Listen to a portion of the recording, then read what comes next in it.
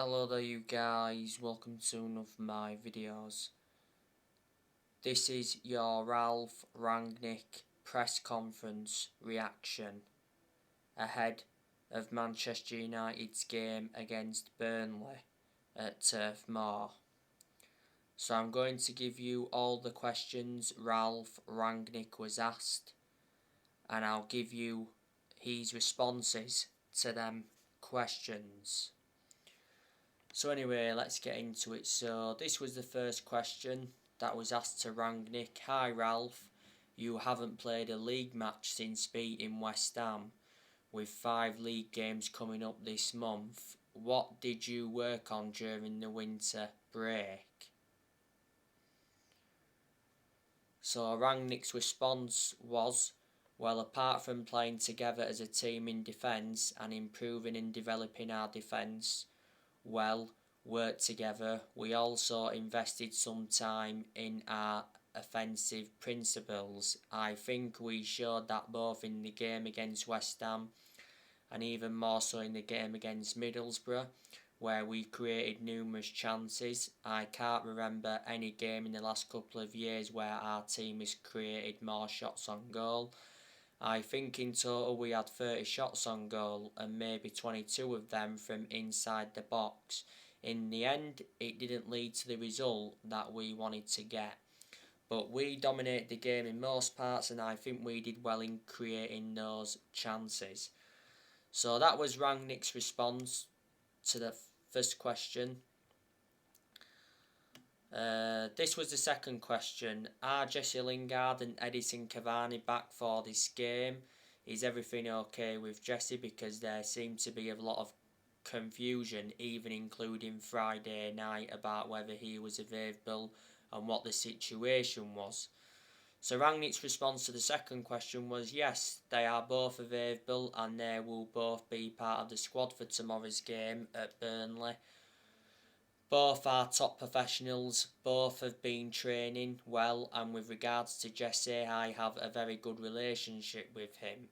He knows that I would have been willing to let him go, at least until the issue with Mason came up. And all the other things, I think we have spoken about. He mentioned some personal issues, but again, we have to look forward now. There are no problems whatsoever between myself and Jesse, and vice versa. I'm happy to have him in the squad, and as I said, he will be a member of the squad for tomorrow's game.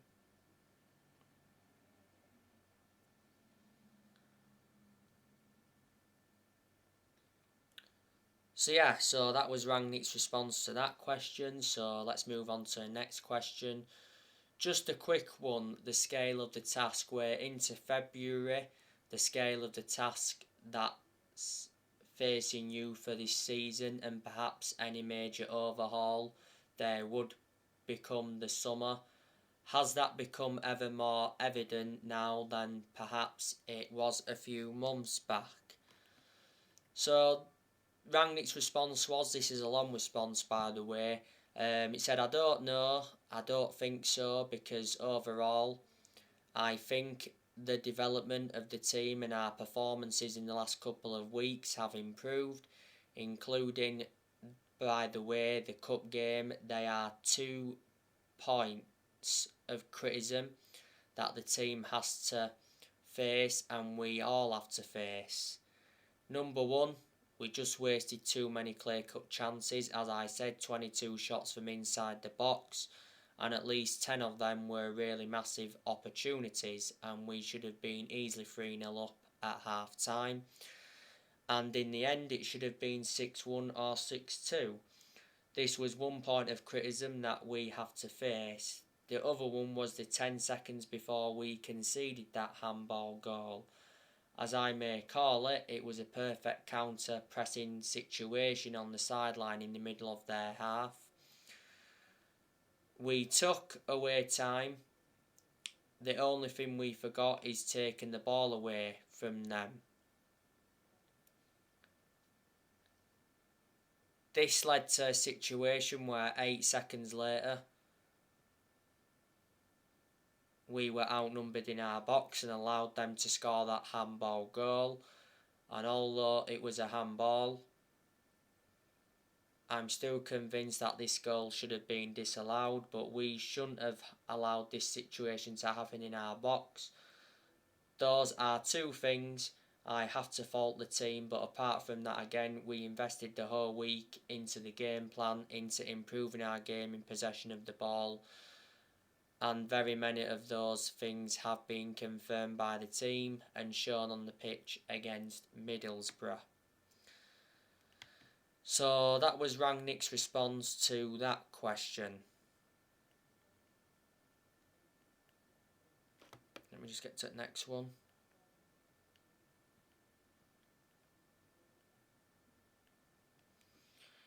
Hello Ralf, can I ask you about Raphael Varane, his performances of late, what he brings to the squad and the influence he has on and off the pitch, how he's settled in, still in his first season at Manchester United.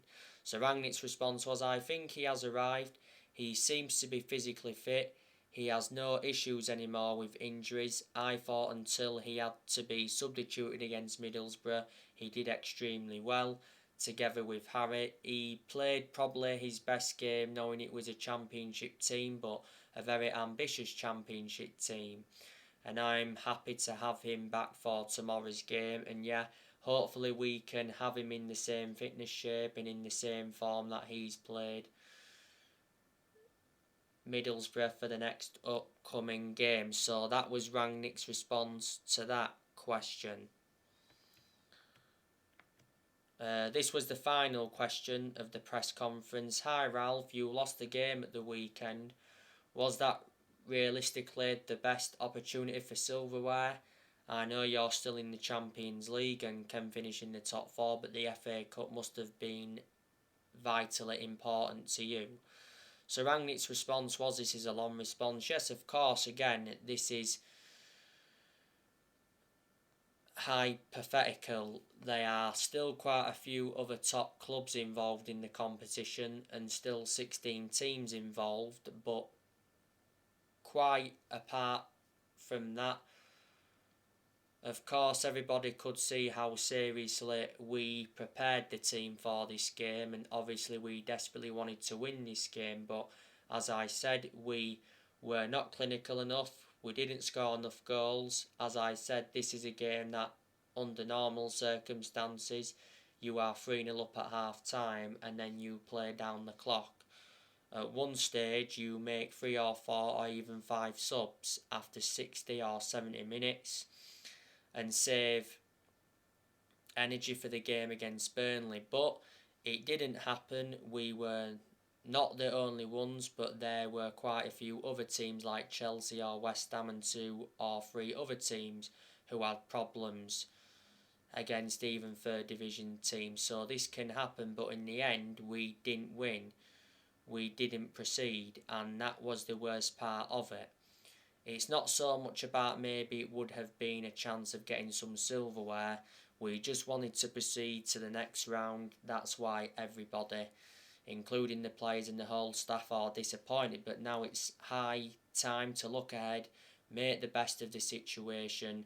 We won the last 2 games in the Premier League and we will try to get 3 points at Turf Moor against Burnley. So that was his response to that final question. So that was everything that was mentioned in the press conference. Now, I'm expecting Manchester United to beat Burnley because Burnley are a very poor team. Burnley have endured a very poor season. They are bottom of the Premier League at the moment. Burnley recently drew 0-0 with Watford. And the last time Manchester United lost at Turf Moor was back in 2009. It was 1-0 to Burnley. The only goal of the game came from Robbie Blake. It was a screamer as well. Manchester United won this fixture at Turf Moor last season 1-0. And Man United beat Burnley 3-1 at Old Trafford in the final game of last year. Burnley's manager is Sean Dyche. Sean Dyche has been Burnley manager for around 10 years. So reflecting on that, he's been a long-serving manager. Burnley appointed Sean Dyche in back in 2012. Before Burnley was at Watford. He's under contract with Burnley, Sean Dyche, until 2025. Now, like I've said on the preview, I do know quite a lot of the players that Burnley have got. Burnley have got Wout Weghorst. Burnley signed Weghorst last month from Wolfsburg. Burnley paid £12 million. Weghorst did sign a 3.5-year deal. Wout Weghorst recently made his debut for Burnley. Obviously, Wout Weghorst is the replacement for Chris Wood because Chris Wood left Burnley last month to go to Newcastle. Other players Burnley have got, they've got Match Vydra. Vydra has got hernia. Vydra's out for a few weeks. Burnley also have Ashley Barnes. I think he was injured the other week. Ashley Barnes is a key player for Burnley. They also have Jay Rodriguez. They've got Aaron Lennon. Don't forget, Aaron Lennon is a former Everton, Tottenham and Leeds player. They've got Ashley Westwood. They've got Connor Roberts. Connor Roberts had COVID earlier on this season. Dwight McNeil. They've got Josh Brownhill. Josh Brownhill didn't play any part in Burnley's 0-0 draw against Watford because Josh Brownhill was suspended. They've also got Jack Cork and Goodmanson. Goodmanson is out with injury. Burnley have got Dale Stevens. He had COVID earlier on this season. Burnley got Dale Stevens from Brighton. They've also got Eric Peters. They've got Phil Bardsley. They've got Charlie Taylor. Charlie Taylor's been out with injury. They've got Matthew Lowton. They've got Ben Mee. They've got James Tarkowski. Now, James Tarkowski is a very good centre-half. The goalkeepers Burnley have got, they've got Wayne Hennessy. They got him from Crystal Palace. They've got Will Norris and they've got Nick Pope.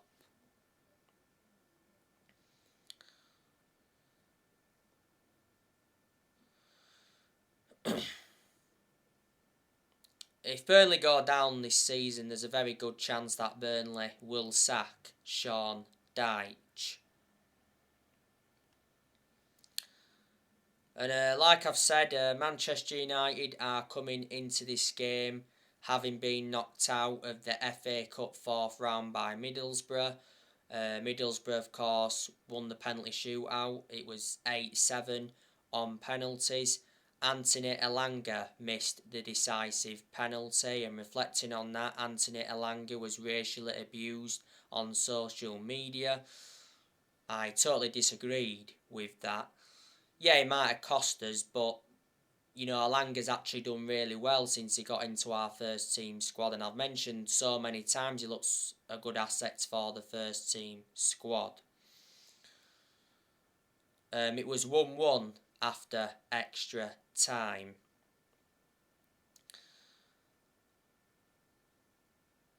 But you know, Man United have won the last 2 league games in a row, you know, like Rangnick's already mentioned, because before the international break, Man United beat West Ham 1-0 thanks to a 93rd minute goal by Rashford, and we also beat Brentford 3-1.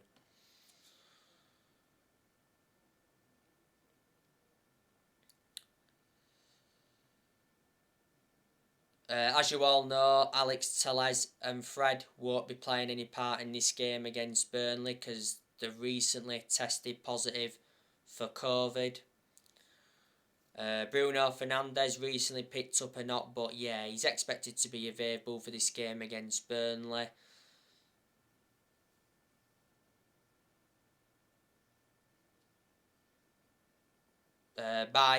He recently picked up an injury as well. He's too injury prone, is Eric Bailly. He doesn't really get in the team anyway. Lindelof's not played the last few games due to personal reasons. So there you go. And obviously, you know the news regarding Mason Greenwood. I give you more news on Mason Greenwood on my last video. Mason Greenwood has been dropped by Nike after his rape allegation. Not so long ago, Manchester United fans burn their Mason Greenwood shirts. Greenwood is banned from England and Manchester United. Greenwood won't be able to train or play any matches. Last week, Greenwood was released on bail after his arrest. Greenwood's been arrested twice on the suspicion of sexual assault, making threats to kill, rape and assault.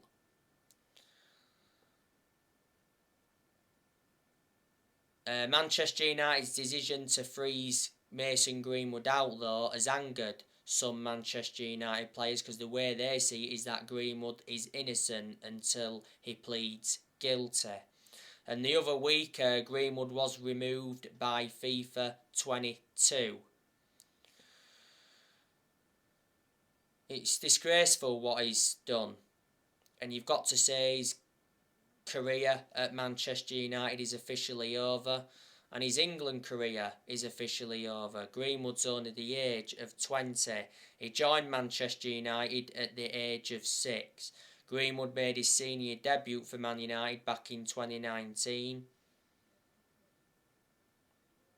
And since then he's gone to make 129 appearances and he's scored over 30 goals. And last season Greenwood signed a new 4-year contract.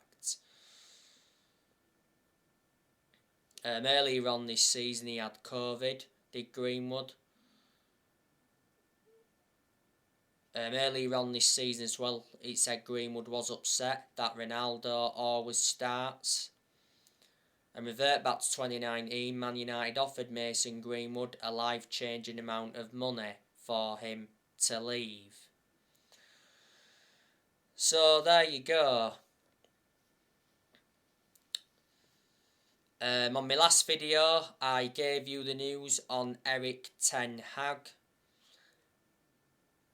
Manchester United have received a boost because Erik ten Hag is certain to leave Ajax after Mark Overmars' scandal. Erik ten Hag has been tipped to leave Ajax in the summer by a well-respected Dutch journalist.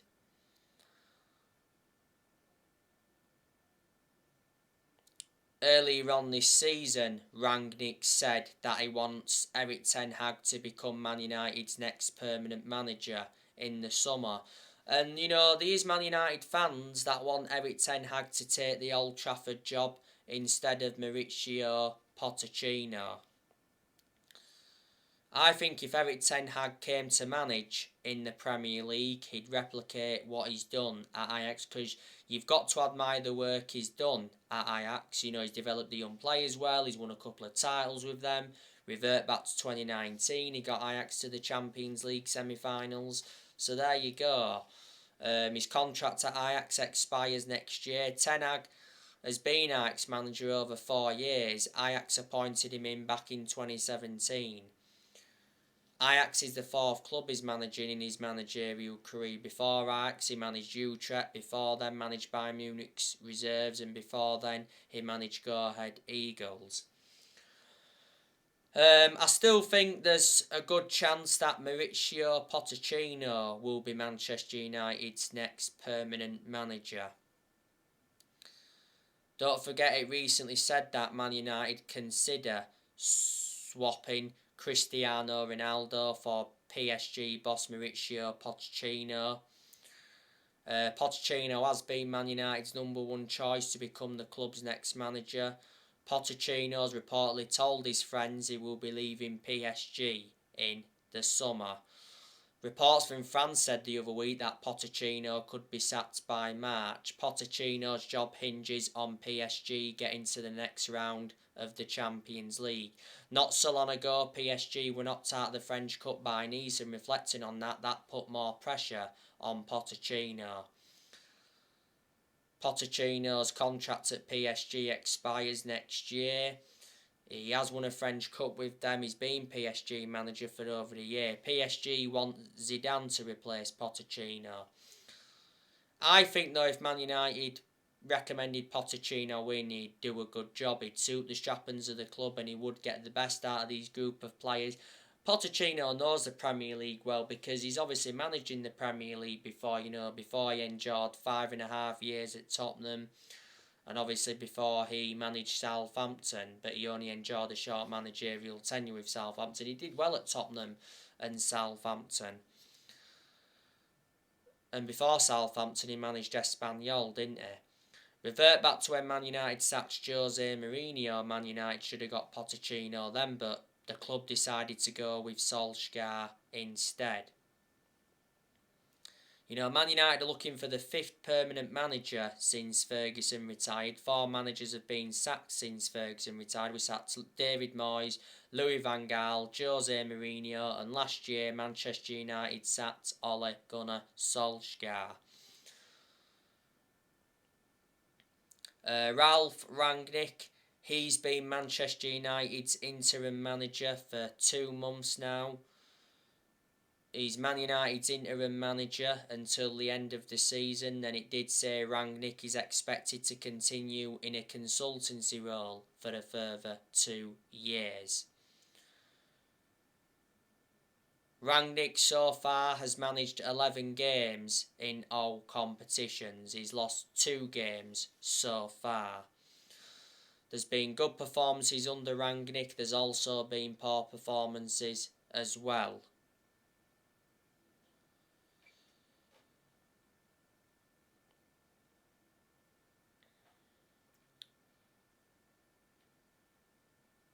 Revert back to a few weeks ago, it said Man United had put their search for a new manager on hold after being impressed by Ralf Rangnick, and it did mention that Man United were considering offering Rangnick the job on a permanent basis. He won't get the job on a permanent basis.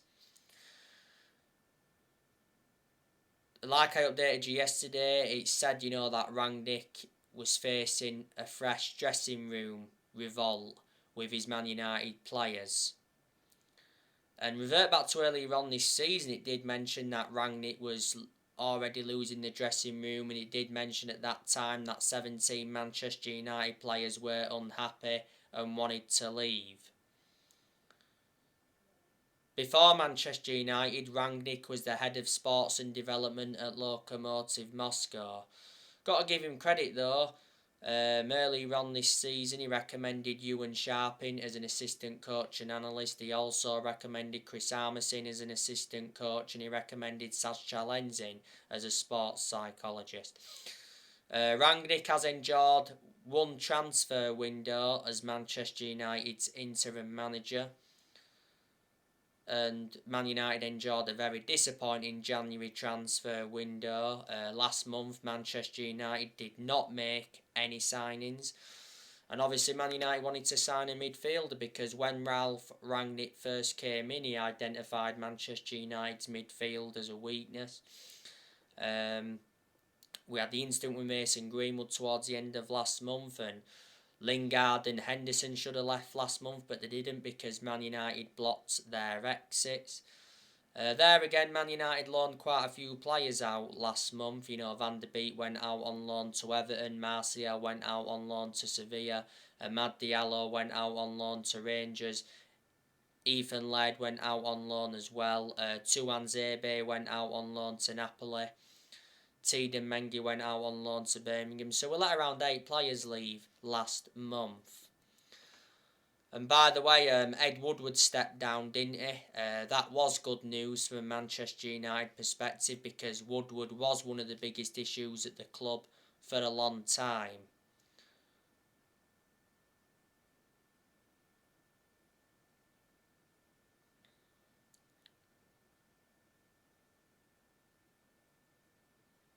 Ed Woodward was at Manchester United for 17 years. Richard Arnold replaced Ed Woodward as the new chief executive.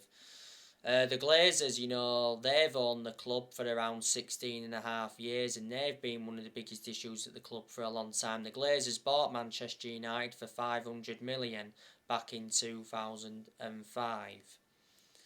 Revert back to April last year, Manchester United fans protested against the Glazers at the Carrington training ground and at Old Trafford, because the Glazers were planning to scrap the Champions League for that European Super League. But in the end, the Glazers apologised. Well, that's what Solskjaer mentioned at the time. So there you go. But in the summer, I'm expecting Manchester United to make some signings, and on the other side of things, I'm expecting a lot of players to depart the club in the summer. So now, guys, that's everything to update you with. Drop your comments, likes below on the channel if you do. Consider subscribe as always, and take care. God bless. See you all again very, very soon.